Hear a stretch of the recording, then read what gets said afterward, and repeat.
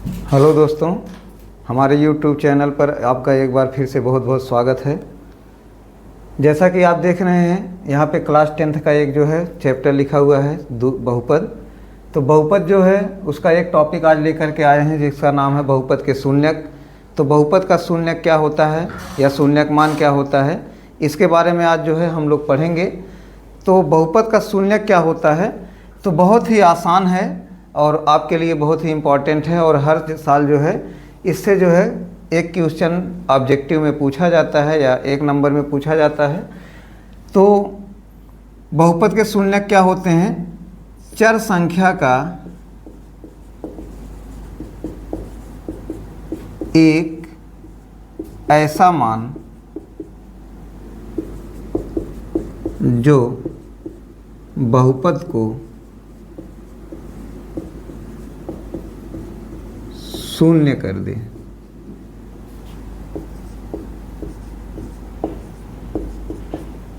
तो ये जो है बहुपद के शून्यक क्या होता है, तो चर संख्या का एक ऐसा मान, यानी कि बहुपद में जो है चर संख्या आती है, यानी कि अज्ञात राशि x, y, z कुछ भी आता है, तो उसका एक ऐसा मान जो क्या कर दे, उस बहुपद को शून्य कर दे, क्या कहलाता है? बहुपद का शून्यक कहलाता है। एग्जाम्पल के लिए, जैसे जो है एग्जाम्पल के लिए मान लीजिए 3x - 4, ये एक मान लीजिए बहुपद लिखा हुआ है। या एक और एग्जाम्पल ले लेते हैं x² - 1, एक और बहुपद लिखा हुआ है। तो इस बहुपद के शून्यक मान क्या होंगे? तो शून्यक मान कैसे निकाला जाता है, इसको जो है हम आज देखेंगे। तो हमने बताया कि चर संख्या का एक ऐसा मान, इसका मतलब x की जगह पर जो ये चर संख्या आई है इसकी जगह पर एक ऐसा कोई मान रख दें जो इस पूरे बहुपद को क्या कर दे, शून्य कर दे। तो इसका यह है कि हम x की जगह पे अलग अलग मान रख करके जो है इसको जो है निकालें और देखें कि कौन सा x का ऐसा मान है जो इसको जीरो कर रहा है। तो x की जगह पे हम 1, 2, 3, -1, -2, -5 कुछ भी रख के इसको कर सकते हैं, लेकिन इसमें क्या होगा, आपका जो है टाइम बहुत ज़्यादा लगेगा। तो इसको जो है कैसे निकालेंगे कि बहुपद का शून्यक मान, तो इसके लिए हम क्या करते हैं, जिस बहुपद का, ध्यान से समझना है, जिस बहुपद का शून्यक मान निकालना है इस बहुपद के बराबर क्या लिख देते हैं, 0 लिख देते हैं। तो जैसे हम लिखेंगे 3x - 4 = 0 रखने पर, जैसे आप इसको बराबर 0, क्योंकि शून्यक मान निकालना है तो बहुपद के बराबर क्या लिख देना है, शून्य लिख देना है। ये आपका तरीका है कि जिस बहुपद का शून्यक मान निकालना है उसके बराबर क्या लिख देंगे, 0। अब हम क्या करेंगे, पक्षांतर कर देंगे, यानी कि x का मान निकाल लेंगे। तो 3x = 4 को इधर कर देंगे तो ये आ जाएगा 4। तो x = 4/3, यानी कि x का कितना मान निकल गया, 4/3। इसका मतलब जो ये x का मान निकला है यही बहुपद का क्या है, आपका शून्यक मान है। तो जैसे कि आप देख सकते हैं, अब हम अगर इस बहुपद में x की जगह पे 4/3 लिखें तो x बराबर 4/3 रखने पर, तो जैसे ही x का मान 4/3 रखेंगे, आप देखिए 3 × 4/3 -4, तो यहाँ 3 से 3 कट जाएगा, 4 - 4 यानी कितना आ जाएगा आपका, 0। तो आपने देखा कि x का मान जो है एक ऐसा मान है जो इस पूरे बहुपद को क्या कर दे रहा है, 0 कर दे रहा है। तो जो x का ऐसा मान, यानी कि x का जो मान इस बहुपद को 0 कर देगा वही इस बहुपद का क्या कहलाता है, शून्यक कहलाता है। दूसरा एग्जाम्पल आपका क्या है, x² - 1 = 0, तो इसके भी बराबर हम 0 लिख दें। जब इसके बराबर 0 लिख देंगे तो 1 को इधर कर देंगे, यानी कि x² बराबर क्या हो जाएगा आपका 1। तो x बराबर प्लस माइनस करने में 1, यानी कि आपको एक चीज़ और यहाँ पे बता दिया जाए कि जब यहाँ से कोई संख्या, यानी कि x के ऊपर स्क्वायर है, तो जब ये स्क्वायर हटता है तो इधर वाली संख्या कर्णिम हो जाती है और आप प्लस माइनस दोनों लगा सकते हैं, ठीक है। तो x बराबर कितना आ जाएगा, +-1।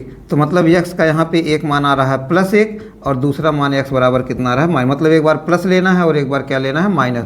तो मतलब x का यहाँ पे 2 शून्यक मान निकल रहा है। यहाँ पे जो x का 2 शून्यक मान निकल रहा है, इसका मतलब x का 2 मान ऐसा है जो इसको क्या कर देगा, 0 कर देगा। जैसे आप यहाँ पे जो है इसमें रख के देख सकते हैं, जैसे x बराबर 1 रखने पर, अगर हम x बराबर 1 रख दें इसमें, तो 1 का स्क्वायर -1 बराबर 1 - 1 बराबर क्या हो जाएगा, 0।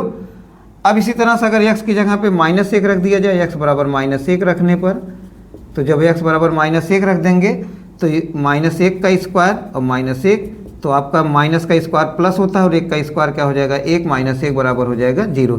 तो आपने देखा कि x बराबर 1 रख रहे हैं तब भी ये बहुपद 0 हो जा रहा है, और x बराबर माइनस 1 रख रहे हैं तब भी 0 हो रहा है। तो इसका मतलब कि x यानी कि चर का एक ऐसा मान, जो चर संख्या आपकी है किसी भी बहुपद में, उस चर संख्या का एक ऐसा मान जो उस बहुपद को क्या कर दे, शून्य कर दे, उसे क्या कहा जाता है, बहुपद का शून्यक।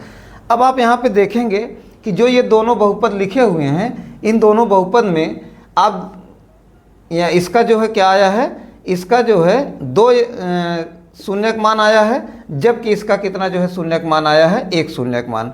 तो अब बात करते हैं कि किसी बहुपद के कितने शून्यक मान हो सकते हैं। तो यहाँ पे देखेंगे ये कौन सा बहुपद है, ये कौन सा बहुपद है, तो पीछे बताया जा चुका है कि ये क्या है, रैखिक बहुपद, रैखिक बहुपद। तो रैखिक बहुपद है, तो रैखिक बहुपद का मतलब जिस बहुपद की घात क्या होती है, 1। तो ये 1 घात वाला बहुपद है और ये 2 घात वाला बहुपद है। तो 1 घात वाले में 1 शून्यक मान आ रहा है और 2 घात वाले बहुपद में 2 शून्यक मान आ रहा है। इसका मतलब क्या हुआ कि बहुपद, किस बहुपद का कितना शून्यक मान होगा। तो आपको बता दें कि जितने घात का यानी जितने डिग्री का बहुपद रहेगा, जितने घातों वाला बहुपद होगा, उतने ही उसके शून्यक मान हो सकते हैं। अगर 1 घात वाला है तो 1 शून्यक मान, 2 घात वाला है तो 2 शून्यक मान। ठीक है, बात करते हैं कि जो रैखिक बहुपद होता है या द्विघात बहुपद होता है या त्रिघात बहुपद होता है, तो उसका व्यापक रूप क्या होता है। तो जो हमारा जो है रैखिक बहुपद, रैखिक बहुपद का व्यापक रूप, तो रैखिक बहुपद का व्यापक रूप क्या है, यानी कि जो रैखिक बहुपद आता है वो किस रूप में आता है। जो रैखिक बहुपद का व्यापक रूप होता है वो होता है ax प्लस बी बराबर, ठीक है, सॉरी, ax प्लस बी। तो ये आपका जो है ये क्या है, ये रैखिक बहुपद का व्यापक रूप है। मतलब कि इस रूप में a और b का आप कुछ भी, यानी कि a और b यहाँ पे लिखेंगे, जहाँ a तथा b क्या हैं, वास्तविक संख्याएं, वास्तविक संख्याएं, और a is not equal to 0। मतलब कि a और b की जगह पे आप कोई भी वास्तविक संख्या रखते रहेंगे तो आपको हमेशा जो है एक रैखिक बहुपद आता रहेगा। जैसे 1 की जगह पे 2 रख दिए तो 2x, और b की जगह 3 रख दिए 2x प्लस 3, a की जगह पे 5 रख दिए 5x, और b की जगह -3 रख दिए तो 5x माइनस 3। तो इस तरह से आपके जो है बहुपद आते रहेंगे। बस यहाँ पे एक चीज़ का जो है कंडीशन, यहाँ पे एक शर्त है कि a is not equal to, मतलब a 0 नहीं हो सकता है। a क्यों 0 नहीं हो सकता है कि अगर a की जगह पे हमने 0 लिख दिया, यानी कि ये 0x प्लस b कर दिए, तो इसका मतलब क्या हो जाएगा, या मान लीजिए a की जगह 0 लिख दिया और b की जगह 5 लिख दिए तो ये 5 हो जाएगा। तो जब 0 से किसी संख्या में गुणा होता तो ये 0 हो जाएगा प्लस 5, तो मतलब यहाँ से x ही खत्म हो जाएगा, यानी कि जो चर संख्या वाला पद है वो 0 हो जाएगा, शून्य हो जाएगा। तो जब चर संख्या नहीं होगा तो एक चर वाला यानी कि 1 घात वाला बहुपद नहीं है, तब ये दूसरा बहुपद आ जाएगा, कांस्टेंट में बदल जाएगा, इसलिए a का मान 0 नहीं हो सकता है। अब बात करते हैं इसके बाद दूसरा क्या है, द्विघात बहुपद का व्यापक रूप।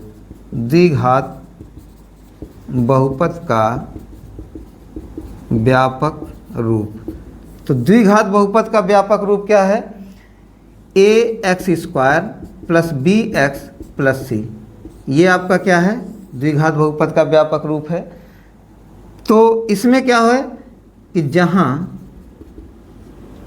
a, b तथा c वास्तविक संख्याएं हैं, वास्तविक संख्याएं हैं, ठीक है, परंतु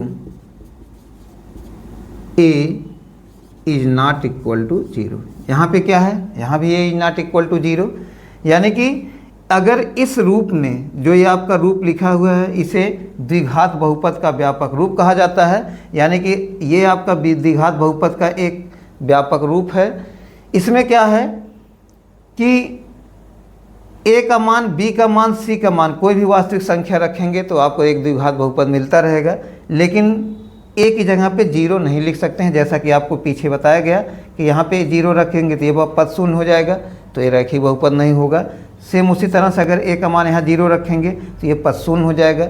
जब ये पद शून्य हो जाएगा आपका, तो आपका एक घात वाले बहुपद में बदल जाएगा। मतलब हमको तो द्विघात का चाहिए, इसलिए इसकी जगह पे 0 हो सकता है, यहाँ 0 हो सकता है, लेकिन a का मान 0 नहीं हो सकता है। इसी तरह से त्रिघात बहुपद का, त्रिघात बहुपद का व्यापक रूप। तो त्रिघात बहुपद का व्यापक रूप क्या है? तो त्रिघात बहुपद का व्यापक रूप है ax घाते 3 plus bx square plus cx plus d। इसको कहा जाता है त्रिघात का व्यापक रूप। यहाँ पे भी क्या है कि जहाँ a, b, c तथा d ये क्या हैं? वास्तविक संख्याएं हैं। ठीक है, परंतु a इज नॉट इक्वल, इसमें भी क्या होगा? a is not equal to 0। तो ये जो है कुछ बहुपद जो है रैखिक बहुपद, द्विघात बहुपद और त्रिघात बहुपद, इन सब के जो है व्यापक रूप होते हैं। अब जो है इन, चाहे वो रैखिक बहुपद हो, चाहे द्विघात बहुपद हो या त्रिघात बहुपद हो, इसके शून्यक मान कैसे निकलते हैं? तो सबका जो है शून्यक मान निकालने का अलग अलग जो है मेथड है, अलग अलग तरीका है। जो अभी आपको पीछे जो है बताया गया शून्यक मान निकालने के लिए कि जिस बहुपद का शून्यक मान निकालना हो उसके बराबर 0 लिख देते हैं। तो उस जो है मेथड में ज़्यादातर रैखिक बहुपद का जो है शून्यक मान निकलता है, या कुछ जो है द्विघात बहुपद के निकाले जाते हैं शून्यक मान, या निकल सकते हैं। इसके अलावा द्विघात बहुपद के शून्यक मान निकालने की और भी विधियां हैं, या त्रिघात की निकालने की है, जिसको जो है आपको एग्जाम्पल में आगे बताया जाएगा। एक चीज़ और आप यहाँ पे बता देते हैं कि जो रैखिक बहुपद होता है, जैसा कि आपको पीछे बताया गया कि रैखिक बहुपद का शून्यक मान कितना होता है? 1। द्विघात बहुपद का कितना शून्यक हो सकता है? 2। और त्रिघात बहुपद का कितना हो सकता है? 3। तो जो रैखिक बहुपद का शून्यक मान निकलता है, इसके शून्यक मान को हम लोग जो है क्या बोलते हैं? मान लीजिए इसका शून्यक क्या होता है? अल्फ़ा। और इसका जो शून्यक होता है, इसका शून्यक क्या होता है? अल्फ़ा तथा बीटा। जैसा कि आपको बताया गया ये 2 घात वाला बहुपद है जिसका 2 शून्यक मान, तो एक को अल्फ़ा माना जाता है, एक को बीटा माना जाता है। और तीसरा क्या है? ये आपका, इसमें जो है कितने शून्यक मान हो सकते हैं? तो इसमें जो है आपका 3 शून्यक मान हो सकता है। तो एक को अल्फ़ा कहा जाता है, एक को बीटा कहा जाता है तथा एक को गामा कहा जाता है। तो ये 3 घात वाला है, इसमें 3 शून्यक मान, एक अल्फ़ा, एक बीटा, एक गामा। ये आपका 2 घात वाला है तो एक अल्फ़ा और बीटा, और 1 घात वाला है तो एक शून्यक मान। इस तरह से जो है शून्यक क्या होते हैं और शून्यक मान क्या होते हैं, ये आपको जो है इसमें बताया गया। अब जो है शून्यक मान कैसे निकाले जाते हैं, इसको जो है हम नेक्स्ट वीडियो में आपको बताएंगे। धन्यवाद।